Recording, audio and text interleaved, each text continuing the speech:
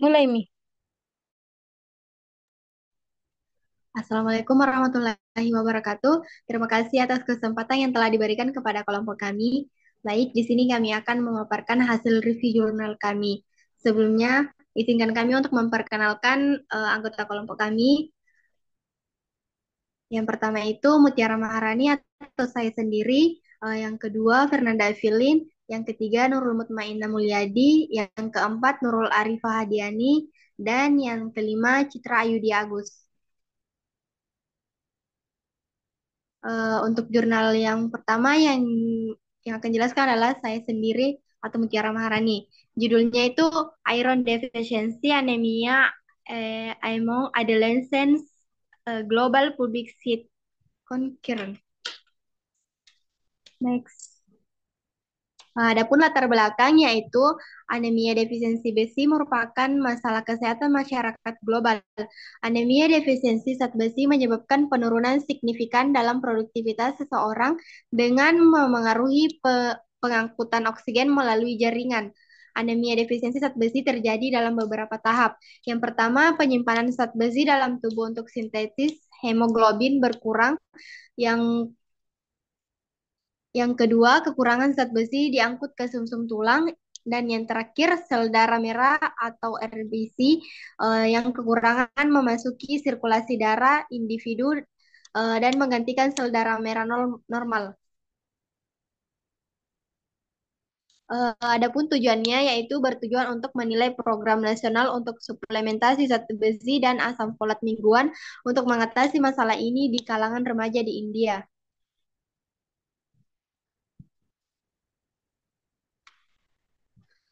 Metodenya yaitu metode yang dilakukan yaitu studi longitudinal berbasis komunitas dengan intervensi selama 1 tahun dari Januari 2019 hingga Desember 2019 dengan sasaran siswa dalam dalam kelompok usia 18 tahun dipilih secara acak dari sekolah menengah atas yang didanai pemerintah Haryana. Kemudian menggunakan analisis data kuantitatif dilakukan menggunakan SPSS di mana variabel kuantitatif diukur sebagai mean dan standar deviasi dan variabel kualitatif diukur sebagai persentase. Uji chi-square digunakan untuk menetapkan hubungan antara variabel. Korelasi antara variabel dan normalitas data ditetapkan menggunakan tan uji tan ANOVA. Next.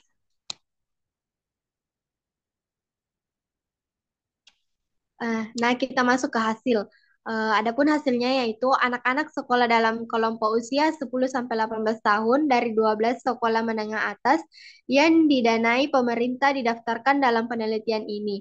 Jumlah yang lebih tinggi didaftarkan 1.200 peserta untuk mengkompensasi kehilangan pada tindakan lanjut. Efek intervensi dengan suplementasi zat besi dan asam folat mingguan diukur selama 1 tahun. Pada akhir penelitian, data dari 1.100 siswa dianalisis, 100 siswa hilang pada 100 siswa 100 siswa hilang pada tindak lanjut, 550 siswa laki-laki dan 550 siswa perempuan terdaftar dalam penelitian ini. Usia rata-rata siswa adalah 13,7 tahun untuk laki-laki dan perempuan 15,6. Anak memiliki orang tua tanpa pendidikan. 85,1% ayah dan ibu dari siswa terdaftar bekerja. 62,9% siswa tinggal dalam keluarga inti dan 76,2% siswa berasal dari keluarga kelas menengah. Dan 21,5% siswa kekurangan berat badan dan 8,9% siswa kehilangan berat badan dengan distribusi yang sama antara kedua jenis kelamin. Lanjut, hubungan antara status pekerja ibu dan prevalensi anemia ditemukan signifikan secara statistik. Namun hubungan antara status pekerja ayah dan prevalensi anemia tidak ditemukan signifikan secara statistik.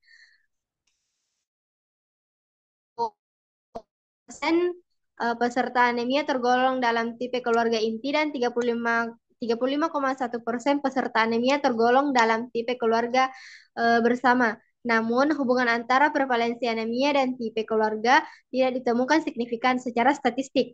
73,1% dan 17,6% siswa anemia masing-masing tergolong dalam kategori sosial ekonomi menengah dan bawah. 74% siswa mengeluh kelelahan dan 24% siswa mengeluh kehilangan konsentrasi. Adapun kesimpulannya yaitu studi ini mengungkapkan prevalensi anemia defisiensi besi yang sangat tinggi di kalangan remaja tanpa memandang jenis kelamin. Kurangnya intervensi tetap tepat waktu dapat memperburuk masalah dan mengakibatkan konsekuensi kesehatan yang merugikan. WIFS telah terbukti menjadi strategi yang efektif untuk mengatasi masalah ini. Namun, pendidikan, kesadaran, dan kepatuhan harus dilakukan untuk menghasilkan efek yang maksimal. Hasil Hasil kami menunjukkan bahwa kadar hemoglobin telah membaik setelah mematuhi WIFS.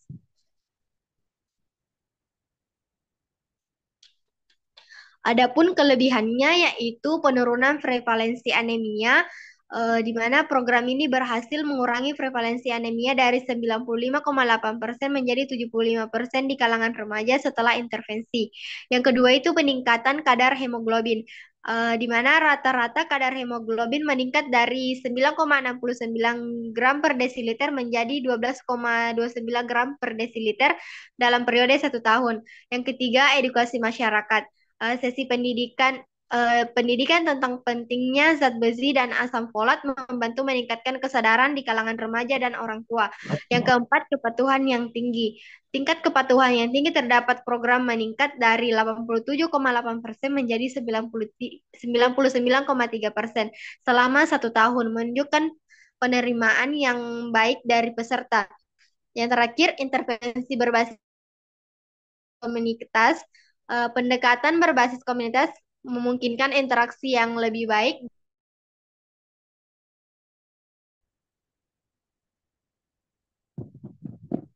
Next.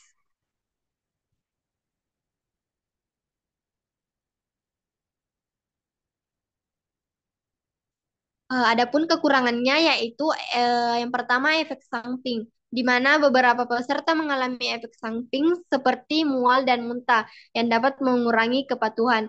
Yang kedua, keterbatasan penelitian, di mana penelitian ini tidak mengukur variabel tambahan seperti kadar kadar timbal dalam darah yang juga dapat memengaruhi anemia. Yang ketiga, ketergantungan pola pendidikan, di mana keberhasilan program sangat tergantung pada tingkat pendidikan dan kesadaran orang tua yang bervariasi di antara populasi. Yang keempat, kehilangan peserta. Dari 1.200 peserta yang terdaftar, hanya 1.100 yang dianalisis, menunjukkan adanya kehilangan yang dapat memengaruhi hasil. Dan yang terakhir, faktor lingkungan, di mana masalah lain seperti kebiasaan makan yang buruk dan infeksi juga berkontribusi terhadap anemia yang tidak terpenuhinya dapat diatasi oleh program ini. Untuk materi selanjutnya akan dibawakan oleh Saudari Fernanda Evelyn. Kepadanya dipersilahkan. Baik, terima kasih atas kesempatan yang telah diberikan. Adapun jurnal yang kedua, yaitu Anthropometry Indicates and Body Composition in Adolescent Girls with Anemia, atau Indeks Antropometri dan Komposisi Tubuh pada Remaja Putri dengan Anemia. Next. Adapun latar belakangnya, anemia dapat timbul dari berbagai sumber seperti kelainan eritropoiesis, hemolisis, dan kehilangan darah. Kekurangan gizi merupakan penyebab utama anemia dalam eritropoiesis. Kekurangan ini ditandai dengan kurangnya unsur-unsur penting yang dibutuhkan untuk mensintesis sel darah merah, termasuk zat besi, asam folat, dan vitamin B12. Anemia yang tidak diobati pada gadis remaja dapat berdampak buruk pada pertumbuhan dan perkembangan fisik, mengganggu kemampuan kognitif, dan membahayakan siklus kehidupan reproduksi yang sehat. Next. Adapun tujuannya yaitu untuk mengetahui status gizi pada remaja putri yang menderita anemia. Tinjauan pustaka ini menyelidiki hubungan antara indikator status gizi dan antropometri, komposisi tubuh, dan prevalensi anemia pada gadis remaja. bahwa indikator seperti IMT dan lingkar lengan atas diindikasikan sebagai penilaian awal untuk menyaring status gizi remaja putri dan memperkirakan risiko anemia. Adapun metodenya yaitu menggunakan metode tinjauan cakupan yang merupakan strategi sistematis untuk memeriksa dan memetakan informasi penelitian. Next. Berdasarkan hasil penelitian, sebagian besar artikel terpilih mengenai fitur demografi yang berasal dari kawasan Asia Pasifik. Pada gambar 2, fenomena ini dapat dikaitkan dengan kerawanan pangan dan terbatasnya ketersediaan berbagai jenis pangan. Menurut Organisasi Pangan dan Pertanian atau FAO, kawasan Asia dan Pasifik bertanggung jawab atas 56% kerawanan pangan akut secara keseluruhan. Next. Lanjutan hasilnya itu diketahui bahwa kerawanan pangan menjadi kendala signifikan dalam menyediakan layanan gizi memadai bagi remaja perempuan. Upaya penanggulangan kerawanan pangan disertai dengan penelitian yang komprehensif, termasuk studi tentang kondisi gizi remaja putri dan korelasinya dengan anemia. Karakteristik penelitian kami mengidentifikasi karakteristik berdasarkan nama penulis dan tahun publikasi, negara tempat penelitian dilakukan, serta judul, tujuan, rincian partisipan, dan metode penelitian. Profil penelitian yang termasuk dalam tinjauan cakupan ini disajikan dalam jumlah peserta bervariasi antara 292 dan 10.231. Meskipun peserta asli dalam sebagian besar penelitian tidak secara eksklusif remaja, sekelompok remaja perempuan juga dimasukkan dalam sebagian besar makalah menggunakan desain cross-seksional. Next. Adapun lanjutannya itu sintesis hasil. Pada tabel 3 menjelaskan hasil penelitian yang menghubungkan status gizi atau ukuran antropometri dan komposisi tubuh dengan anemia.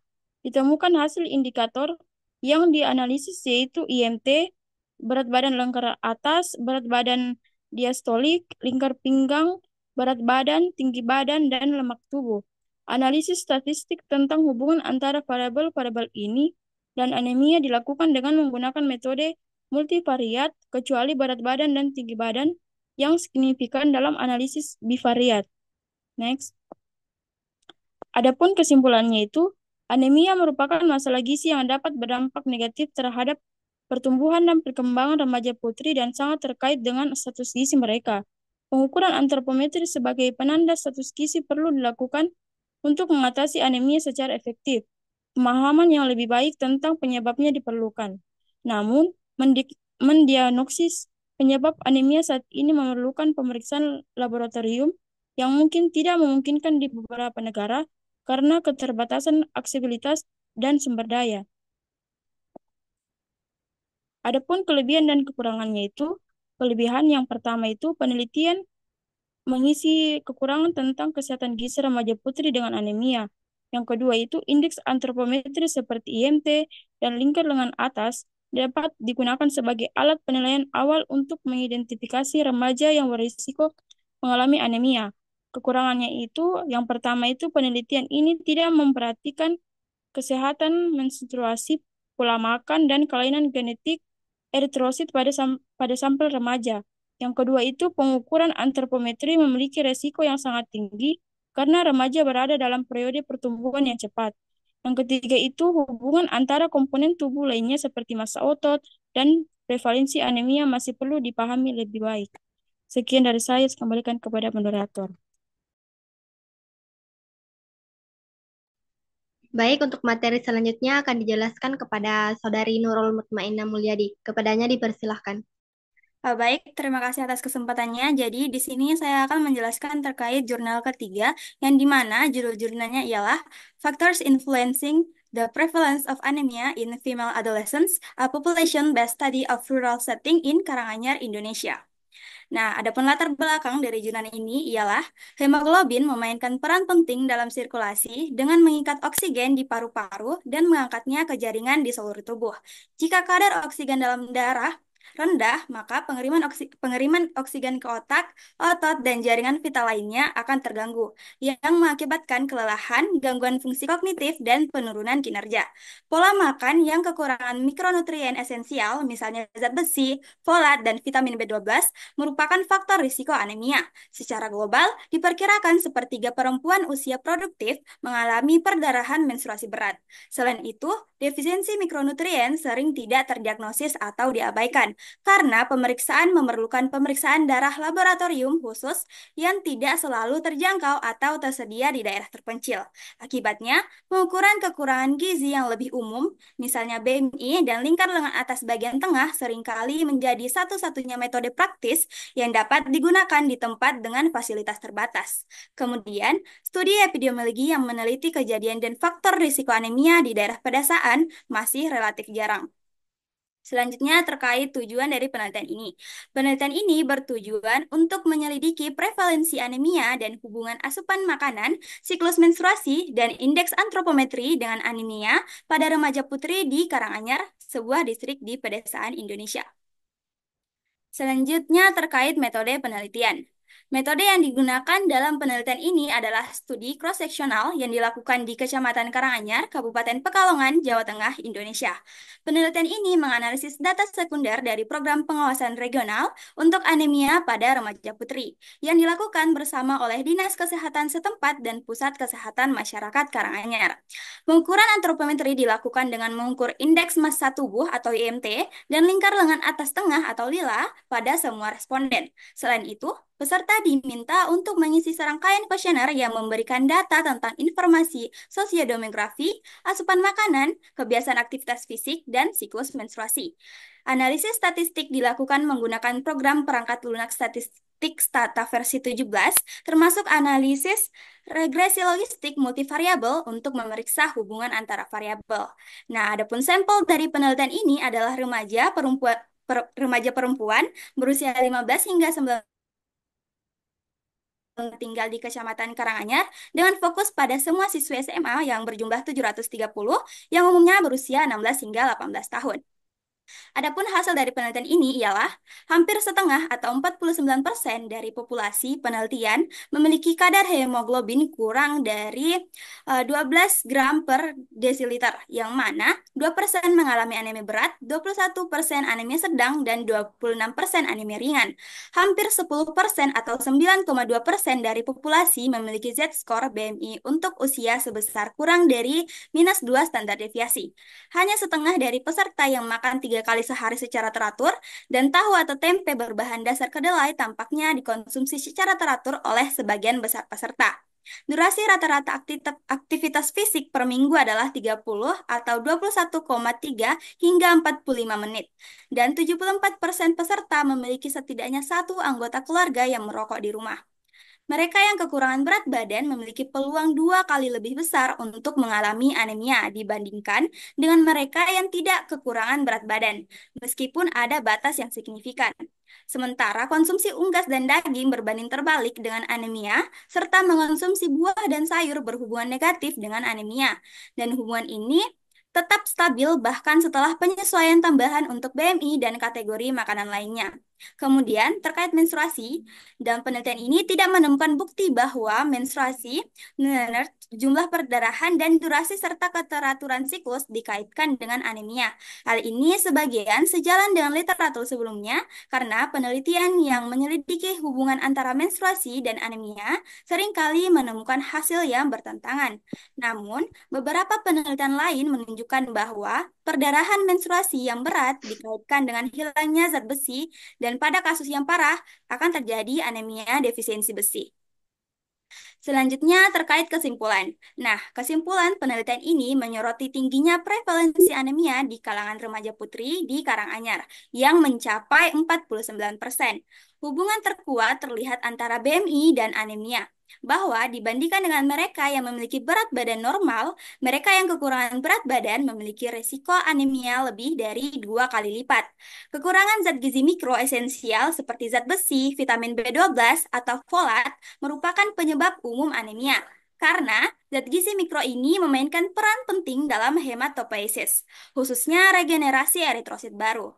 Buah-buahan dan sayur-sayuran yang kaya akan vitamin C juga diketahui membantu penyerapan zat besi di saluran pencernaan.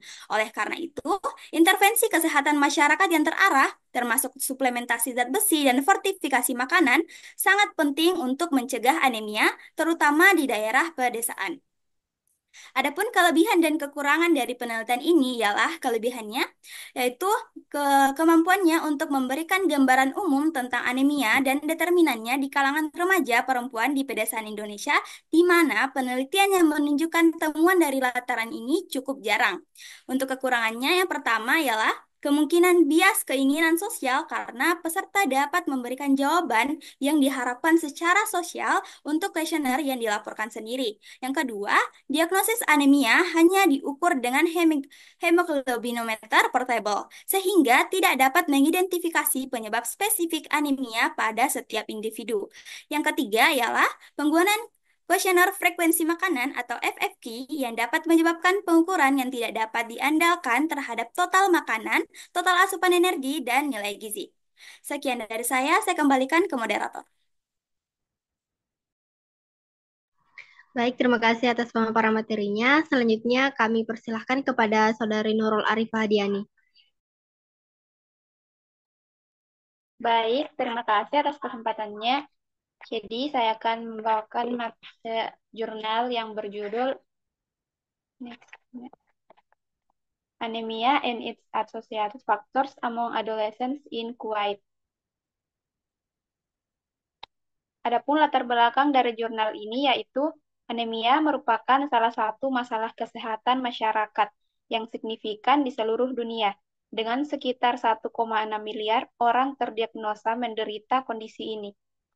Prevalensinya bervariasi antara negara berpenghasilan tinggi dan rendah, dengan wanita hamil, wanita usia subur, dan anak-anak menjadi kelompok yang paling rentan. Meskipun Kuwait adalah negara kaya minyak dengan kemajuan signifikan dalam status sosial ekonomi, laporan tentang anemia di kalangan remaja menunjukkan bahwa masalah ini masih relevan.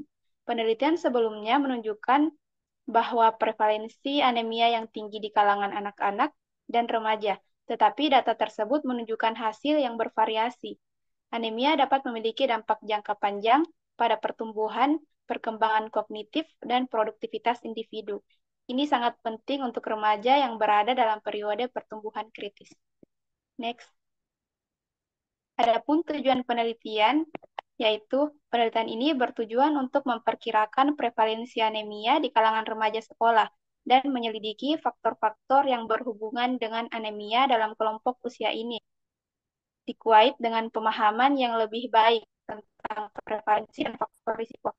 Diharapkan dapat dirumuskan strategi intervensi yang efektif untuk mengatasi masalah ini. Kita masuk ke metode penelitian. Yang pertama yaitu ada desain penelitian. Penelitian melakukan pendekatan potong lintang atau cross-seksional untuk mengukur prevalensi anemia dan faktor-faktor terkait di antara remaja sekolah. Yang kedua, populasi dan sampel. Populasi yang diteliti adalah siswa berusia antara 11 hingga 16 tahun dari 12 sekolah menengah negeri di seluruh Kuwait. Sampel diambil menggunakan metode pengambilan sampel acak klaster multitahap berstrata dengan probabilitas yang proporsional terhadap ukuran sekolah. Ini berarti sekolah dengan jumlah siswa yang lebih banyak memiliki kemungkinan lebih besar untuk terpilih. Yang ketiga, pengumpulan data. Penelitian ini disetujui oleh Komite Etik di Kementerian Kesehatan Kuwait dan Universitas Kuwait. Persetujuan tertulis dari orang tua dan persetujuan lisan dari peserta juga diperoleh. Data sosiodemografi dan faktor risiko dikumpulkan melalui kuesioner yang diisi oleh orang tua dan wawancara tatap muka dengan siswa. Tinggi badan dan berat badan peserta diukur menggunakan timbangan digital yang terstandarisasi. Yang keempat, pengambilan dan analisis sampel darah. Sebanyak 5 ml darah vena diambil dari setiap siswa untuk analisis laboratorium. Kadar hemoglobin atau Hb, zat besi, ferritin, vitamin B12, dan folat diukur menggunakan alat hematologi dan kit komersial di rumah sakit perawatan tersier. Kriteria WHO digunakan untuk mendefinisikan anemia berdasarkan kadar Hb. Yang terakhir, analisis data. Data dianalisis menggunakan statistik deskriptif untuk menggambarkan karakteristik peserta dan prevalensi anemia. Regresi logistik ganda digunakan untuk mengidentifikasi faktor-faktor yang berhubungan dengan anemia. Dengan P di bawah 0,05 dianggap signifikan secara statistik. Analisis ini juga mempertimbangkan variabel sosiodemografi, kebiasaan gizi, aktivitas fisik, dan faktor laboratorium. Uji Chi kuadrat digunakan untuk menguji perbedaan dalam variabel kategori. Adapun hasil dan pembahasan dari jurnal tersebut yaitu yang pertama prevalensi anemia. Ditemukan prevalensi anemia sebesar 8,06% di antara 1.415 remaja dengan prevalensi yang lebih tinggi pada perempuan atau 10,96% dibandingkan laki-laki sebanyak 5,04%. Yang kedua, kadar hemoglobin. Rata-rata kadar hemoglobin adalah 133,7 gram per liter atau setara dengan 9,89 miligram per desiliter untuk laki-laki dan 130,00 gram per liter atau setara dengan 10,48 miligram per desiliter untuk perempuan. Tipe anemia, prevalensi anemia ringan, sedang, dan berat masing-masing adalah 5,94%, 1,91%, dan 0,21%. Faktor terkait yang dimana analisis multivariabel menunjukkan bahwa jenis kelamin, usia, kadar zat besi, dan ferritin berkaitan dengan anemia. Perempuan dan remaja yang lebih tua memiliki risiko lebih tinggi mengalami anemia. Pembahasannya yaitu anemia di Kuwait dianggap memiliki signifikansi kesehatan masyarakat yang ringan menurut klasifikasi WHO, meskipun prevalensi yang dilaporkan lebih rendah dibandingkan dengan beberapa negara berpendapatan rendah. Penurunan prevalensi anemia dapat dijelaskan oleh perbaikan dalam sanitasi, kesehatan masyarakat, dan standar hidup yang lebih tinggi, termasuk akses pendidikan dan perawatan kesehatan. Kekurangan zat besi diidentifikasi sebagai penyebab utama anemia, dengan kadar ferritin yang rendah juga menunjukkan hubungan signifikan. Terdapat perdebatan mengenai kekurangan pengukuran hemoglobin dari darah kapiler dibandingkan dengan darah vena yang dapat mengaruhi estimasi prevalensi anemia. Next. Adapun kesimpulannya yaitu analisis menunjukkan bahwa faktor-faktor seperti jenis kelamin, usia, kadar zat besi, dan ferritin berhubungan signifikan dengan anemia pada remaja. Khususnya anemia lebih umum terjadi pada remaja perempuan dan yang lebih tua. Meskipun prevalensi anemia di Kuwait dianggap rendah dibandingkan dengan negara lain, masalah ini tetap memiliki signifikansi kesehatan masyarakat. Penelitian ini menunjukkan perlunya perhatian lebih terhadap kekurangan zat besi, terutama di kalangan anak perempuan. Disarankan agar upaya pengurangan anemia difokuskan pada perbaikan status gizi, terutama dalam hal asupan zat besi.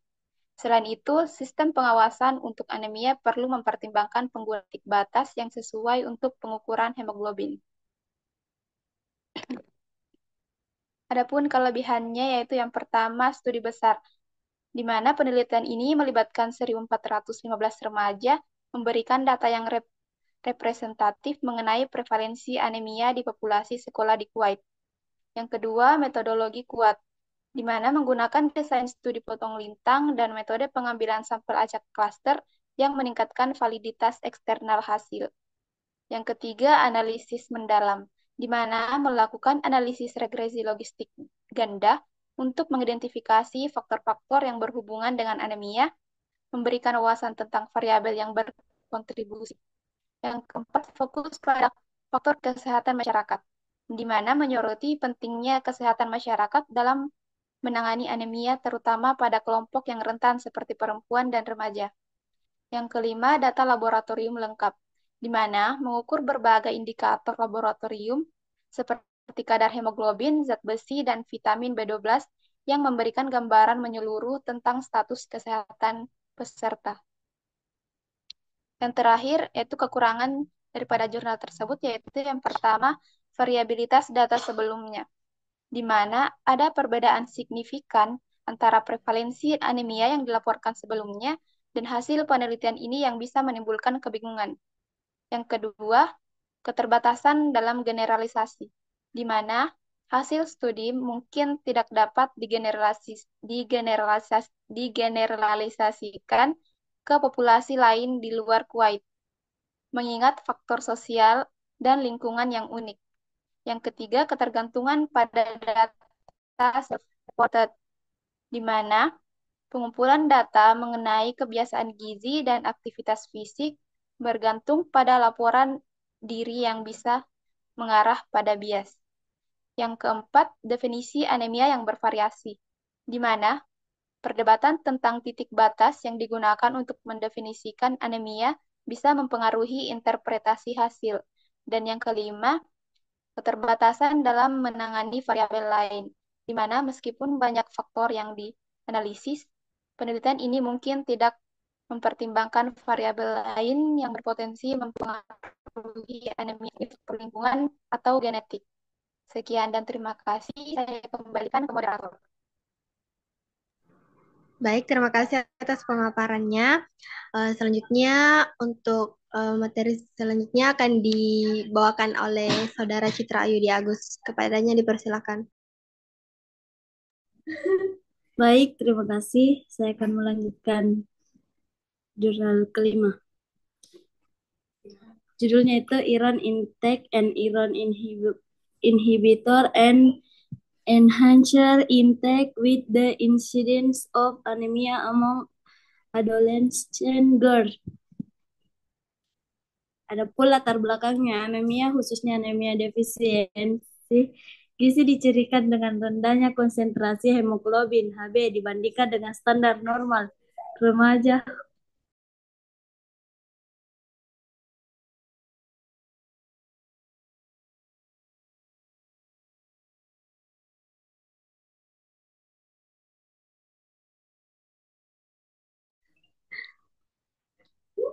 Rawan menderita anemia karena perdarahan di siklus menstruasi setiap bulannya. Tujuan penelitian ini untuk menganalisis frekuensi asupan zat besi beserta enhancer dan inhibitornya pada partisipan remaja putri di MTS. Fadlur Rahman serta menganalisis hubungannya dengan kejadian anemia di Bekasi tahun 2022. Penelitian dengan desain cross-seksional ini menggunakan teknik stratified random sampling dengan tingkatan kelas di sekolah sebagai dasar. Stratanya jumlah partisipasinya adalah 49 remaja putri yang memenuhi kriteria inklusi dan eksklusi sebagai partisipan, 36,70% dalam kategori anemia. Sebagian besar partisipan 75,51% juga memiliki konsumsi zat besi rendah. Konsumsi enhancer kategori jarang 75,51% dan konsumsi inhibitor kategori sering 51,02%. Semua variabel independen asupan zat besi, asupan enhancer zat besi, asupan inhibitor zat besi berhubungan signifikan. Dan variabel dependen kejadian anemia. Hasil penelitian ini berimplikasi bahwa remaja putri khususnya di MTS Fadlur Rahman perlu mengonsumsi pangan sumber zat besi serta enhancernya dalam frekuensi dan jumlah yang lebih tinggi serta menurunkan konsumsi inhibitor zat besi.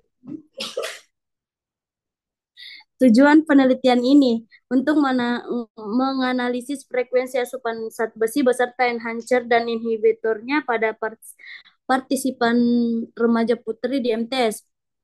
Fadlur Rahman serta menganalisis hubungannya dengan kejadian anemia di Bekasi tahun 2022.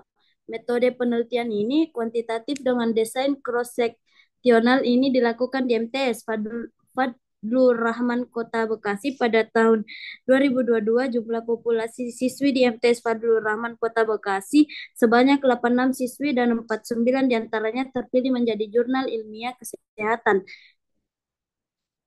Partisipasi yang dipilih dengan stratified random sampling. Perhitungan jumlah partisipan penelitian ini menggunakan rumus Sloving dengan ketentuan batasan margin of error-nya adalah 0,1 atau 10%. Hasil kejadian anemia, asupan zat besi, asupan inhibitor dan enhancer zat besi. Tabel 1 menjelaskan bahwa dari seluruh partisipan penelitian yang menderita anemia sejumlah 18 partisipan, 36,7%, sedangkan yang tidak mengalami anemia sebanyak 31 partisipan, 63,3% partisipan dengan kategori asupan zat besi kurang sebanyak 37 partisipan, 75,51%. Sedangkan kategori asupan zat besi cukup sebanyak 12 partisipan, 24,49%. Penelitian Widyantini and Widyantari 2021 menyatakan bahwa kejadian anemia remaja putri di Bali adalah 7,4%. Angka ini menunjukkan bahwa kejadian anemia remaja putri di Bekasi, khususnya di MTS Fadlur Rahman, memiliki kecenderungan yang lebih tinggi dibandingkan daerah lain.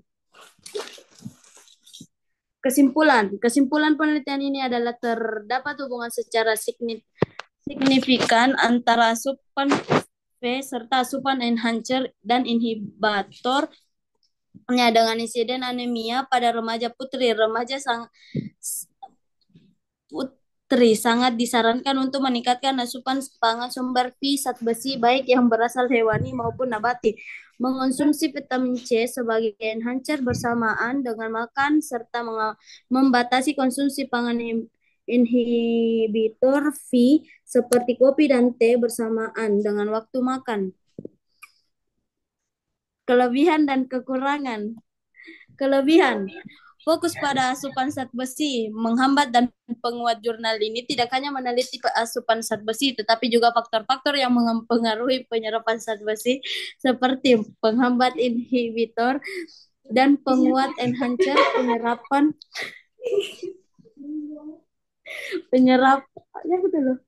Penyerapan zat besi ini memberikan pemahaman yang lebih komprehensif tentang penyebab anemia. Kekurangannya itu kekurangan intervensi atau saran praktis. Meskipun jurnal ini mungkin menjelaskan faktor-faktor yang mempengaruhi anemia, bisa jadi tidak ada atau kurangnya saran praktis terkait intervensi yang dapat diterapkan untuk mencegah anemia pada remaja. Sekian dari saya kembalikan ke moderator.